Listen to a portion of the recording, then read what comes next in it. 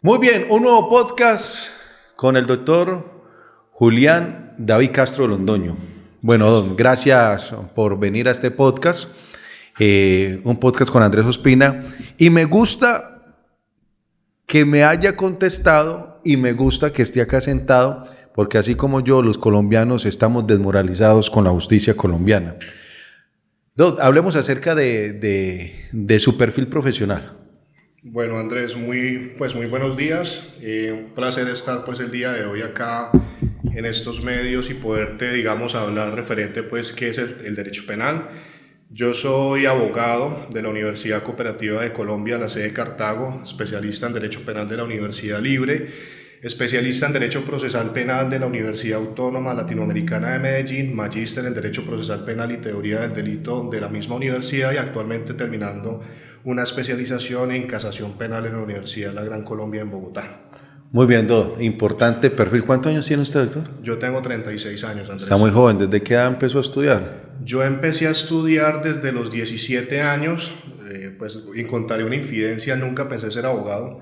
Mi sueño era ser militar. Lastimosamente, al hacerlo el proceso de incorporación, no quedé elegido, por lo que entonces mi mamá, trabajando en la rama judicial, me vende la idea de que ser abogado es como una buena opción y decido, coloquialmente, cogerle la caña, me meto a estudiar Derecho y di que es una carrera, bastante interesante, más en mi tema que es el penal, por lo que entonces veo o me gusta más bien a lo que me dedico, porque puedo servir, desde este lado como defensor a plantear situaciones y en algunos casos y en la gran mayoría han podido tener resultados muy positivos. En lo de derecho y penal hay que leer mucho. En todo creo que en las carreras del derecho hay que leer mucho. Primero porque nosotros debemos tener en cuenta de que nuestro sistema jurídico colombiano es un sistema demasiadamente legal. Para todo hay una ley, y más, por ejemplo, para el derecho penal. Entonces siempre hay compendios normativos que son bastante extensos, y no solamente esos compendios normativos, sino también lo que sería una fuente formal del derecho, que es la doctrina, que son escritos de personas muy expertas referente a temas o casos específicos que le sirven a uno como abogado, cuando se le presenta un problema muy similar, poderle dar solución, al usuario y presentárselo, al juez, que es a la última, que es el que toma la decisión. Y de igual manera, los mismos pronunciamientos de las altas cortes, que son, como una guía que no solamente los jueces, sino también fiscales y defensores utilizamos a la hora de enfrentar un proceso penal. Hay muchos casos relevantes en Colombia y por eso el tema de redes sociales. Uno habla bajo la ignorancia y de pronto también un poco de irresponsabilidad, pero uno le hace dolor como padre, como hermano, de ver tanta cosa que pasa en este país, porque yo soy muy enfático en decir que a Colombia le faltan unas leyes más sencillas y más contundentes, en ciertos casos, ¿no? Porque hay de casos a casos. Y uno escucha, lee, ve en redes sociales, habla personalmente con la gente, en que le cuenta a uno muchos casos donde la justicia ha sido más complaciente con el victimario que con la víctima, sea de un hurto, un tema de abuso, un tema de hacerle perder la vida a alguien. Le hago yo esta pregunta: ¿nosotros necesitamos reformar o tenemos muchos enredos o es muy largo el tema, o por qué no se pueden tomar decisiones más claras y contundentes con algo tan claro en ciertos casos, ¿no? Digo en ciertos casos. O hay que reformar, o hay que reducir, o qué hay que hacer ahí ustedes que han estudiado, y usted que veo que están preparando este tema, que la justicia, que si hemos avanzado, no hemos atrasado, porque la gente en sí, doctor, y usted lo sabe y no lo podemos negar, la gente está desmoralizada con la justicia, el colombiano a pie está desmoralizado. ¿Qué pasa ahí? ¿Qué análisis podemos hacer? Bueno, primero debemos de indicar que nuestro sistema de procedimiento penal es un sistema que podríamos decir que es todavía muy nuevo. Imagínense que es una ley del 2004, la ley 906 del 2004, y es una copia, digamos, de un sistema que, digamos, es muy efectivo, que es el norteamericano, que es un sistema acusatorio, que se pensó, digamos, traer a Colombia con esa finalidad de que agilizara, digamos, los procesos acá en Colombia. Y en síntesis, digamos, esa era la finalidad. La finalidad de ese sistema era que el 90% de los procesos que llegasen a la justicia penal se pudieran resolver a través de mecanismos distintos a lo que es una condena o un proceso judicial que siempre es bastante desgastante y bastante largo. Pero lo que, digamos, vemos que es el sistema penal colombiano o la colombiana es que casi siempre como bandera de batalla, las personas que tratan, digamos, de ostentar un poder ante, digamos, Cámara, representantes o Senado, siempre proponen el endurecimiento de las penas. Usted, por ejemplo, no sé si usted ha podido percibir que cada año, que cada situación, una banderita de batalla, es decir, hay que aumentar las penas en tales delitos, a ver si... Por ejemplo, los animalitos, la ley Ángel, por ejemplo. Exacto. Yo le pregunto a usted, ¿será que sacando ese tipo de normas ha disminuido el maltrato animal? No, pues conocimos uno ahora que vamos a hablar de caso, que el que supuestamente fue y se entregó, lo dejaron libre porque no estaba dentro del tema geográfico, que eso también a mí, con el respeto de ustedes, estoy hablando ignorantemente a que no me vaya a calentar, sí. Me parece ridículo, porque si lo soltaron en Antioquia, fue en Bolívar el tema, se presentó en Antioquia, lo soltaron en Antioquia, entonces el de las orejas del caso de los pelados de la universidad, se presentó en Cartagena, el caso fue en Bogotá, entonces ¿por qué no lo soltaron? Pero ya sé por qué me va a contestar, que ayer alguien me dijo, no, es que no hay una... Sobre el del maltrato animal, ¿no había una qué? Sí, no había una norma o un compendio normativo, digamos, que criminalizara ese tipo de comportamientos. La situación acá, Andrés, es que lo que vemos cada año es que se tratan de aumentar las penas, volverlas más gravosas, y digamos, una persona que está sometida a ese poder punitivo del Estado, al ver que si se va a aceptar los cargos y no va a tener una reducción, digamos, sustancial, pues prefiere más bien irse a un juicio, y por eso es que, digamos, la justicia no actúa de manera rápida, es por eso mismo. Primero porque aumentan las penas, creyendo o teniendo en cuenta de que el aumentar las penas va a disminuir la criminalidad, y eso, digamos, es una falacia en el sentido de que, por ejemplo, si nos ponemos a ver, digamos, la ley Rosalvira Celis, la que creó ese nuevo título que es el feminicidio, yo le pregunto a usted, ¿será que con ese nuevo tipo penal se creó que es el feminicidio, dejó de existir los feminicidios? No, sí, siguieron dando. No dejan de existir, o sea, eso es una concepción de que el agravar las penas, eso va a ser, digamos, como medida disuasoria hacia la comunidad de que deje de existir crímenes, y eso, digamos, es totalmente falaz. Lo que sí creo que deberían hacer los estudiosos del derecho, y más, digamos, aportando a esa política criminal que es la encargada de crear la política criminal es el Estado, es de analizar, digamos, referente a hacer un enfoque territorial, porque yo le digo una cosa, no es lo mismo que ocurre aquí en Cartago como, digamos, un fenómeno jurídico penal a lo que puede ocurrir en Bolívar, o lo que puede ocurrir en los llanos, sí, o que lo que puede ocurrir, digamos, en la zona sur de nuestro país. Debemos saber que nosotros somos, digamos, una sociedad pluriétnica, pluricultural, que, digamos, solucionamos nuestros problemas de una manera muy distinta a la que en otras regiones se pueden solucionar. Por ejemplo, yo he tenido la oportunidad de trabajar en territorio, yo trabajé un tiempo en Cumarío, Bichada, una zona muy alejada, pues, de este departamento, donde, digamos, como particularidad, los delitos, digamos, que uno veía más allá era la violencia intrafamiliar, y es, digamos, es porque hay una, se podría decir, sí, un machismo muy marcado en esa región. Entonces, allá las mujeres, por ejemplo, cuando yo tenía que ir a hablar con ellas, listo, ellas ponían la denuncia, pero posteriormente cuando se iban a sancionar al marido, ahí mismo le decían al fiscal, no, yo no quiero seguir pues con este proceso, yo me merezco, digamos, esa reprenda que él me dio, entonces justificando lo injustificable. Entonces, en ese sentido, digamos, creería yo que el paso a seguir es eso, hacer una política criminal seria con enfoque territorial e indicando más bien cuáles son los fenómenos que atacan a cada región y saber cómo se pueden combatir, pero no, digamos, como bandera de batalla o como caballito de batalla de cada político de turno, decir, no, es que vamos a agravar las penas en tal sentido, porque eso es, digamos, un sinsentido, porque eso no ha ayudado a que se descongestione el sistema, ni tampoco ha ayudado como medio persuasivo a que baje la criminalidad. Cortica para que hagamos con otro tema esta respuesta. Están en tema de jueces, fiscales, todo el aparato judicial.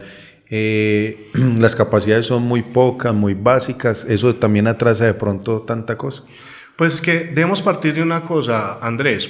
Si nosotros, yo que tengo la posibilidad de hablar con fiscales y con jueces, por ejemplo, un fiscal que a veces mínimamente tiene un asistente, está encargado de 1000 investigaciones. Si uno se pone a analizar, ni siquiera atendiendo una investigación por día cubriría toda esa cantidad de procesos.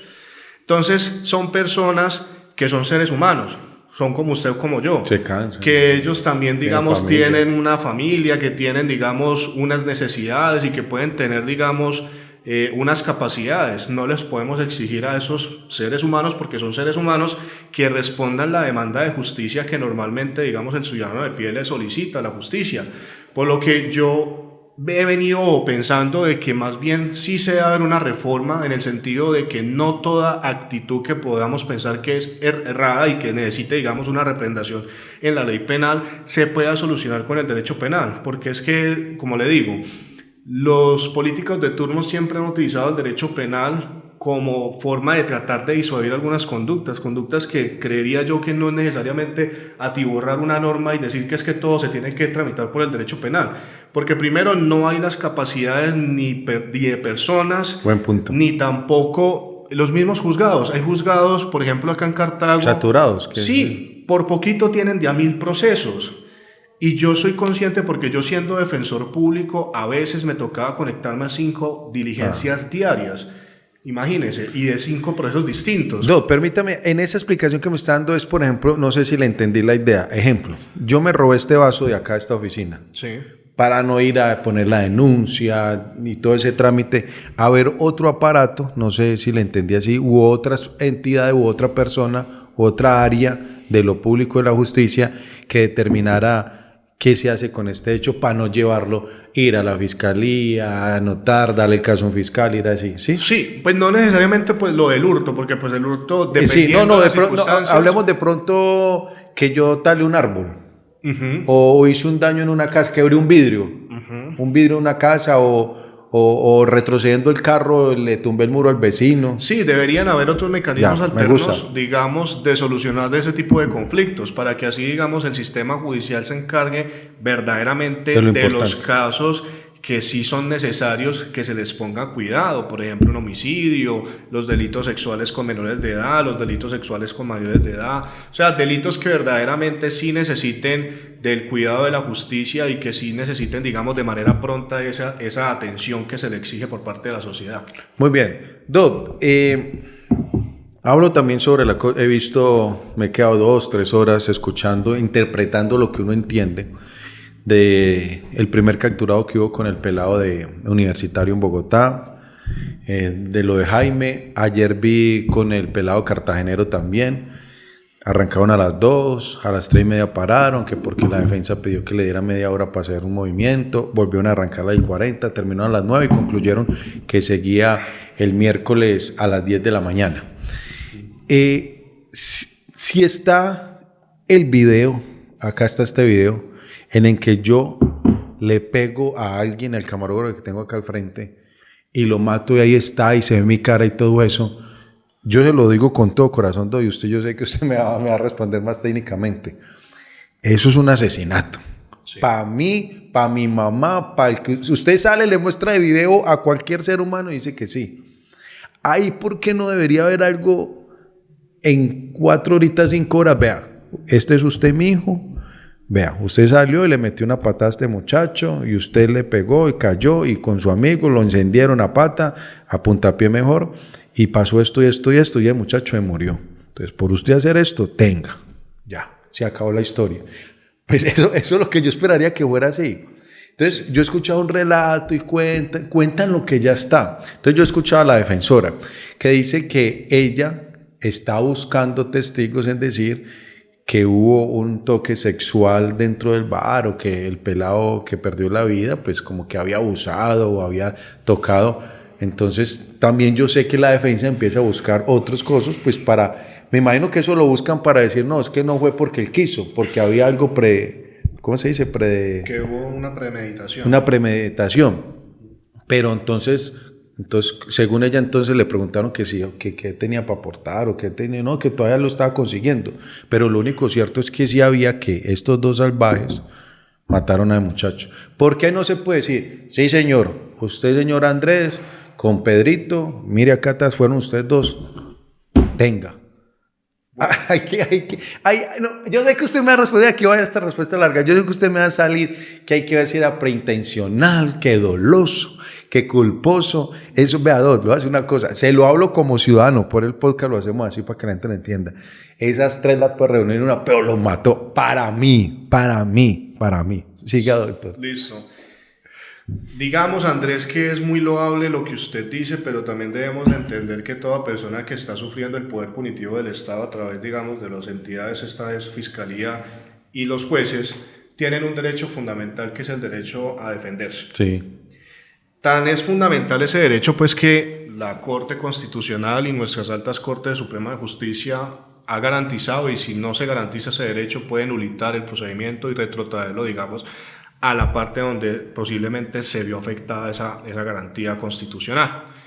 En ese sentido, sí, es entendible, digamos, ese clamor de la comunidad en el ver de que no es que hay unas pruebas que determinan que esa persona posiblemente cometió el hecho.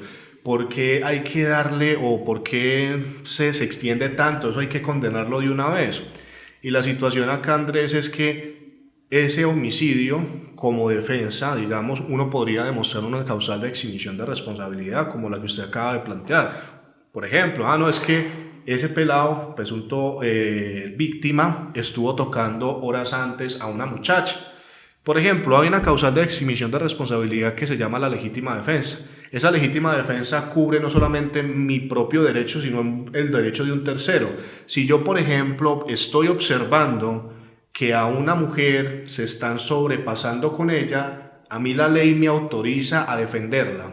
Y esa defensa no significa de que yo esté cometiendo un ilícito, a pesar de que sí, pero estoy, digamos, amparado en esa facultad que me da la ley de defender el derecho ajeno y el derecho propio. Si yo estoy al frente de una mujer que está siendo abusada y yo no hago nada ahí, ¿yo también tengo culpabilidad? Dependiendo. Si usted tenía posición de garante, usted responde. Ya. Si no tenía esa posición de garante, usted no respondería. Pero vámonos al caso concreto. La situación acá es que uno de los requisitos de la legítima defensa es que la agresión sea actual e inminente. Y podemos ver que en los videos solamente se ve la agresión que está sufriendo la presunta víctima, más no se está viendo de que efectivamente esos agresores pudieron haber actuado en legítima defensa, o sea, que estaban viendo que por parte de este ciudadano ya muerto estaba cometiendo un vejamen contra otra ciudadana y que ellos actuaron, digamos, en rescate de esa ciudadana. Otra situación para que se pueda configurar la legítima defensa es la proporcionalidad, digamos, del daño que está sufriendo la ciudadana y el daño que yo voy a infligir, porque no sería, digamos, justo que usted solamente esté tocando a la persona, digamos, a una mujer, se esté sobrepasando, tocándola, y yo como reacción lo mate, porque no es proporcional. Por ejemplo, una proporción sería un golpe como para disuadir, venga hermano, respete. Distinto es, por ejemplo, si yo voy a ser o estoy siendo víctima de un hurto con un arma de fuego, creería yo que cuando el delincuente saca el arma es porque la va a utilizar. Ahí, por ejemplo, también la ley me faculta a utilizar también un arma si yo la tengo y repeler esa agresión. Y el hecho de que yo mate a ese, digamos, delincuente no me hace a mí responsable penalmente, porque yo estaba salvaguardando primero mi bien jurídico del patrimonio, porque me iban a robar, y también mi bien jurídico de la vida. Yeah. Por lo que entonces existe, digamos, una correlación o una igualdad de armas, por lo cual a mí la ley me ampararía y sería, digamos, una causal para yo responder ante la justicia. Bueno, yo lo entiendo aparte, pero para ese supuesto que fue el abogado de defensa, uno no puede decir, me contaron. Ahí, y si yo llevo a alguien, decir, Pedro Pérez estuvo en la discoteca y vio que sí le tocaron las partes íntimas. Sí. Entonces yo voy como testigo, ¿no? Sí. Entonces yo digo, sí, yo vi que a Andrés le tocó la parte íntimas y los muchachos ahí alegaron y eso quedó caliente ahí, y de pronto afuera fue la pelea. Uh-huh. pero yo testigo. ¿Ese discurso es muy válido o lo tiene que sustentar uno con una foto o un video? Bueno, porque yo le puedo decir a alguien, vea, vaya, diga que usted está en la discoteca. En nuestro sistema penal acusatorio colombiano existe un principio que se llama principio de libertad probatoria. Esto quiere decir que cualquier tipo de medio probatorio, valga la redundancia, sirve para probar un hecho. Por lo que entonces usted, digamos, o bueno, hay que entender que a la comunidad que los jueces no pueden decir, no, es que esa declaración no es válida, porque es que una declaración es un medio de prueba.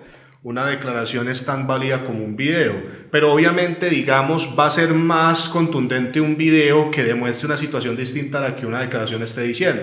Porque, por ejemplo, si hay un video donde se pueda evidenciar cómo fue todo lo que pasó en la discoteca y ese video no demuestra que esa mujer fue, digamos, presuntamente abusada. Eso es lo que está pasando, ¿no? El video no debe pelea ni... Por eso, es más contundente ese testigo que es el testigo silente, el testigo de la cámara, que la misma declaración que dio un testigo. Ya. Porque ahí entonces el juez... O sea que a prueba se puede caer.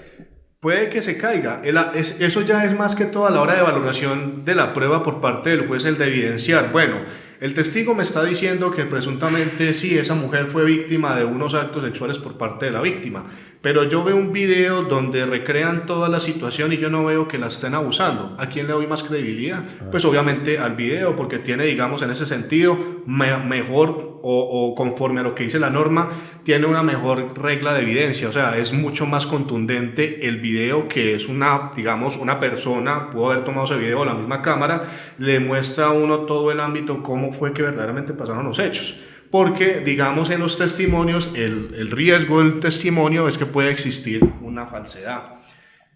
Y si hay un documento o si hay un video, que en este caso sería una prueba documental, que demuestre que eso que dice la persona no es cierto, pues obviamente tiene más peso el video. Porque a veces dicen que no aprobaron los videos o las fotos, que fueron mal tomadas, mal capturadas o mal procedimiento. ¿Ahí cómo se cae eso?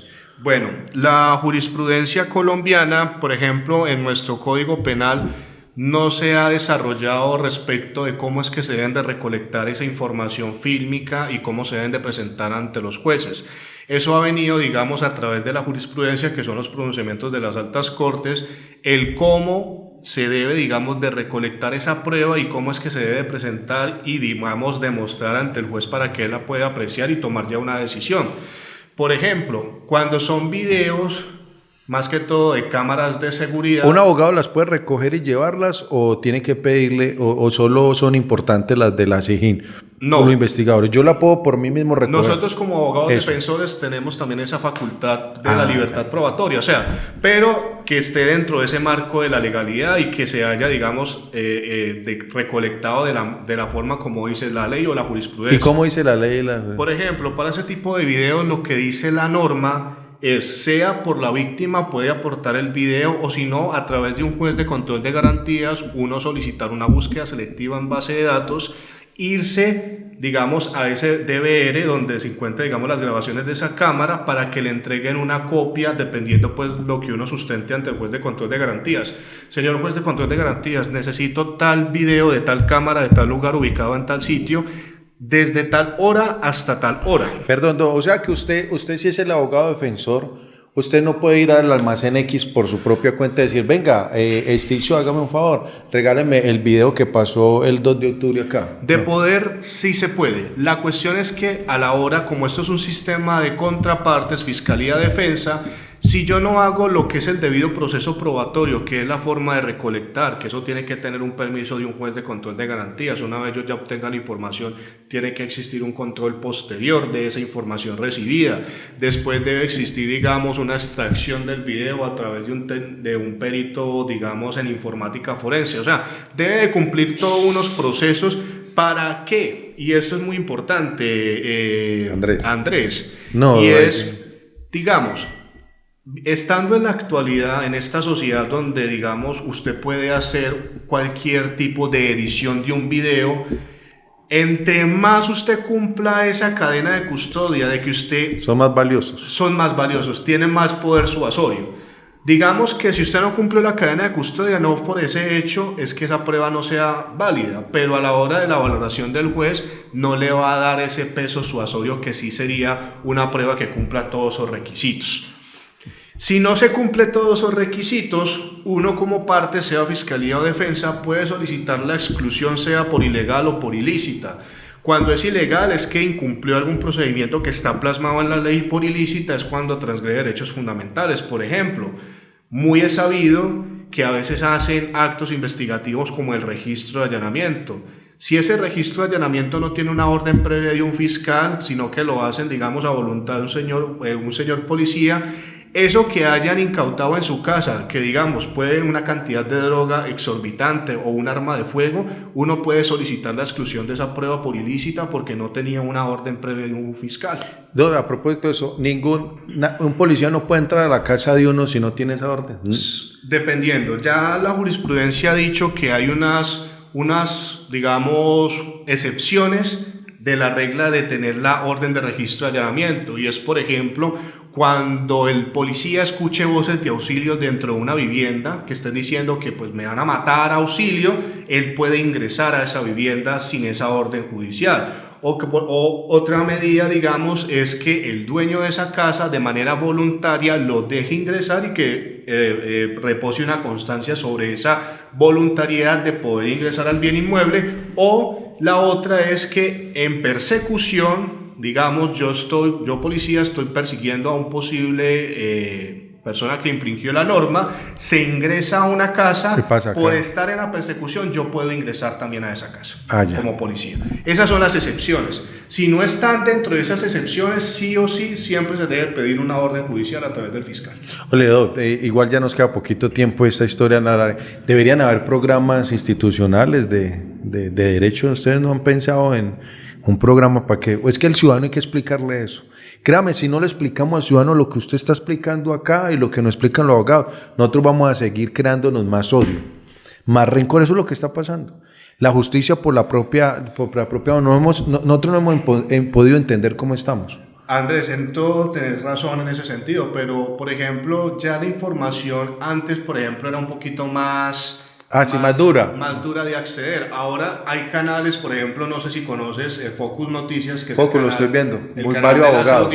Sí. En ese canal Focus, por ejemplo, no solamente se dedica a hacer ese tipo de seguimientos a los procesos de connotación nacional, sino que también ellos, digamos, a veces hacen entrevistas de grandes juristas a nivel nacional, como lo es el doctor Bernate, entre otros, donde ellos explican a la ciudadanía qué es el proceso penal, qué es lo que se debe seguir, y donde la gran parte de la ciudadanía ha podido entender, sino que a veces nosotros, el colombiano, y lo digo porque yo en algún momento era así, somos muy perezosos en buscar la información, porque la información está, Andrés. Si usted se mete en un computador y necesita saber cómo es que se debe, digamos, recolectar una prueba videográfica, créame que aparece mucha información al respecto. Y uno como ciudadano pues está también en la obligación de poderse documentar y de poderse aprender, porque si uno no quiere aprender pues va a vivir en la ignorancia. Bueno, muy bien. Vamos a hacer otro capítulo, no sé, ya creo el otro año, si usted guste nos acompaña. Cortiticas para el cierre. En el caso de los universitarios, creo que eso está muy finiquitado. ¿Usted cree supuestamente que van a ser condenados?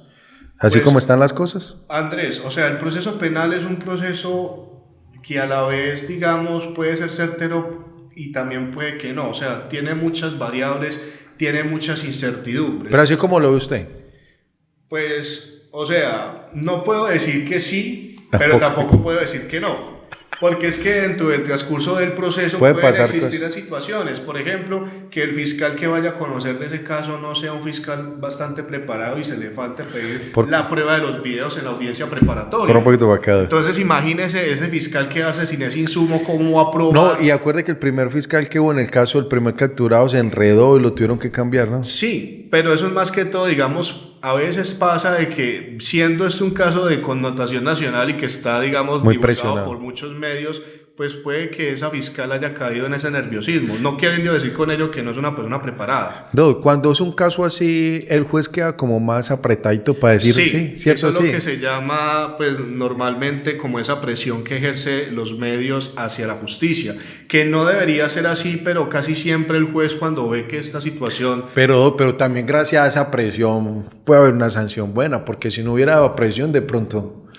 Pero vea lo que pasó con el caso de Uribe, que habiendo esa presión y que lo metieron a la cárcel, en segunda instancia se declaró su inocencia. Bueno, también. No, es que hay gente que se salva de muchas cosas. Venga, con el caso del perrito, cortitica, explíqueme cómo... No, es que, como que ¿qué? Jurisprudencia geográfica. No, la competencia territorial. No, ya eso no. O sea, no, por ejemplo, no. en el sistema colombiano existen unas competencias por especialidad y por territorialidad. No es justo, por ejemplo, que si usted comete una conducta en Cartago, usted lo estén juzgando en Villavicencio, ¿cierto que no? Pues depende de lo que yo haga. No, ¿cierto que no? No, sí, la embarré. No, para mí sí. Sí. No. ¿Por qué no? No, usted me preguntó a mí, yo le dije que sí. Hay una regla, digamos. Los jueces de garantías, y en eso sí cometió el error el juez de Antioquia, tienen una competencia a nivel nacional. ¿Para qué? O sea, ellos pueden conocer, dependiendo de cualquier caso a nivel nacional, de una conducta. Por garantías, o sea, una legalización de captura, bien pudo haberla hecho ese juez de Antioquia.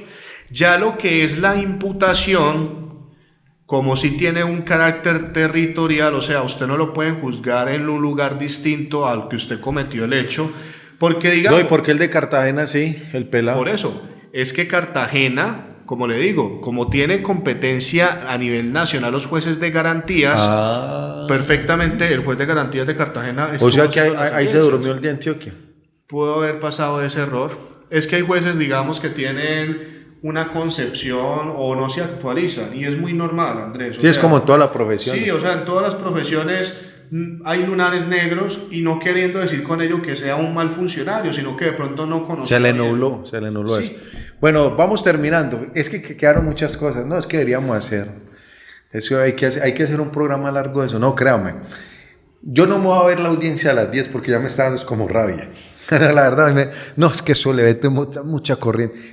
En ese sentido, sí, yo creo que al juez le ha faltado mucha dirección en el proceso. No, y porque es que el mismo juez, por ejemplo, a la hora de hacer algún tipo de intervención, le puede poner o limitar el tiempo de intervenciones a las partes. No, y lo que le decía antes, yo sé que usted es muy respetuoso de los jueces y de sus colegas. Esa señora ya a las 8:30 estaba cabeceando, pero bueno, no me opine eso ahí para no meterle en problemas. Estaba cabeceando la señora ya una edad, bueno, no sé, respetando pues que por usted tiene una edad no puede, pero yo creo que uno llega al límite como el cuerpo, como el ser humano, hasta donde es capaz de ir. No hemos ido de tiempo, ya vamos. Quedamos pendientes. Me alegra que a mí me gusta cuando los profesionales vienen y nos cuentan y nos debaten. Porque nosotros como seres humanos y como medio necesitamos también la explicación, aunque sí está en el internet, aquí hay unos televidentes que nos están viendo y unos seguidores que deben entender por qué no alcanzan al tema. Yo sí sigo con la mía, que hay ciertos casos que deberían ser muy concretos, pero yo ya entendí que eso no lo puede hacer el juez a gusto, sino que eso ya hay una letra y unos documentos que se vienen. Sí, si el juez se pasa algún procedimiento, sí, también una nulidad. Entonces yo creo que a Colombia, dentro de lo que poquito que he entendido, sí nos falta como resumir y concretar más. Pero también me queda muy claro eso, que las leyes que ponen en el Congreso, esas leyes son más populistas que lo que también han dejado. Esa es una muy buena conclusión de este podcast.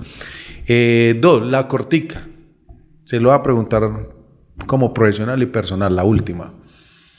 Yo sé que un abogado se preparó para defender, sea al bueno o al malo. Usted como profesional, si a usted lo llama el señor y le dice, venga, yo quiero que me defienda, pero yo hice esto y esto y esto y esto, o usted sabe que esa persona sí hizo esto y esto y esto, ¿usted se metería en un caso que sabe que es una muy mala persona para no defenderla, o a ustedes cuando le enseñan el derecho tienen que separar la razón con el corazón? ¿Por qué se lo digo? Porque ayer alguien en YouTube, en ese Focus, yo me estuve viendo la transmisión y estuve viendo un rato también el YouTube de Daniel Coronel, pero el de Focus me gusta. ¿Cómo se llama el abogado que tiene la colita? Muy famoso. Ese también veo muchos videos de él. Y decía alguien, yo soy abogado, especialista en tan. Yo, por más dinero que me ofrezcan, no defiendo lo indefendible. Y casos donde sé que hubo tanta maldad. ¿Usted qué opina de esa frase? A mí me quedó sonando la frase. Pues es muy respetable la opinión del colega de no querer defender, digamos, pues algún tipo de tema. Yo, por ejemplo, que soy defensor, yo no puedo darme ese lujo de decir qué defiendo y qué no defiendo. ¿Por qué? porque es obligación constitucional que toda persona que no tenga capacidad económica... Ya, a eso voy. Cuando capturan a alguien, si yo no tengo un abogado, no tengo los recursos, ¿a usted le toca defender? El Sistema Nacional de Defensoría Pública. Y si usted no sería defensor así, y sería una persona normal, y alguien muy malvado llega y le dice, defiéndame, ¿usted lo defendería? ¿O se reserva esa respuesta? Es que uno tiene que, digamos, Andrés, entender que uno no defiende personas, o bueno, más bien uno no defiende causas, sino que defiende es un ser humano. Ya. Y como ser humano él tiene unos derechos, así sea el peor criminal que pueda existir en la faz de la tierra. Se le debe garantizar un proceso justo, un proceso que no se vea o no trate de verse que está muy viciado, porque en sí, Andrés, el que no haya justicia puede generar más adelante y ante las altas cortes que se nulite un proceso, y el nulitarse un proceso es volver a empezar, y si se vuelve a empezar son unos términos que ya corrieron y puede generar lo que pues normalmente pasa, que es una prescripción de la acción penal donde verdaderamente no se va a lograr lo que se quería cometer. ¿Aquí Colombia necesita pena de muerte y cadena perpetua? No, creo yo que aquí en Colombia... ¿Cadena perpetua no? No, porque como le digo y como estábamos hablando antes de cámaras, este sistema no es infalible, es un sistema que hay muchos errores. Y la cadena perpetua no serviría para un país con tan... Es que el colombiano es muy malo. Pero yo le digo una cosa, si a usted lo acusan de un delito falso y que no, pero exista la cadena perpetua, sería justo que usted...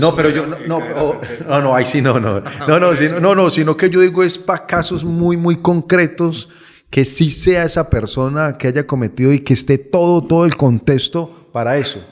Pues Andrés, yo soy de una postura más, digamos, anticárcel y ante ese tipo de modelos, porque es que ha demostrado que la cárcel en sí no ha servido para nada. Uno se pone a ver las personas que son condenadas y luego salen de la cárcel, antes salen con una maestría en hacer otros delitos y mucho más graves. Entonces, pero es que lo siguen haciendo por dejarlo libre. Entonces lo va a seguir haciendo. No es por dejarlos libres, Andrés, es porque el modelo fracasó. Es un modelo que tenía la finalidad de resocializar y de reinsertar a esa persona que cometió un error a la sociedad, pero en la finalidad, si usted se pone a ver las cárceles y ojalá usted algún día tuviera la valentía de acercarse a un penal, usted no ve ningún tipo de resocialización en esas personas. No hay las condiciones del Estado para poder garantizar que una persona que ingresa a un penal se resocialice. Es más, antes esa persona que pudo haber ingresado por un delito menor, delitos que digamos podríamos decir de bagatela, que no son de tan importancia, entran a un penal y se convierten en potenciales criminales mucho más peores. Entonces, ¿cómo sería la sanción ahí entonces? O sea, sanción... Si uno le quita la vida a alguien, hurta y todo, ahí, entonces ¿cómo sancionamos a ese ser humano? Por eso le digo, estamos en un sistema que no es un sistema perfecto, pero pues es el que tenemos. Ya la sociedad tendrá que pensar si efectivamente ese sistema que está actualmente en Colombia es el que merece, digamos, seguir implantándose, o si no merece otro tipo de sistema, otro tipo, digamos, de reprendación a las conductas erróneas que cometen los seres humanos. Muy bien, muchas gracias. ¿Cómo se sintió ahí? ¿Le estaba tirando muy duro, no? No. No, muchas gracias. Felicitarlo. ¿Su mamá también es abogada? Ella trabaja en un juzgado. Qué bueno, muy bien. Doctor, muchas gracias. Terminamos un podcast con Andrés Ospina, el tema del derecho a lo coloquial, así lo vamos allá, el derecho a lo coloquial. Un abrazo para todos.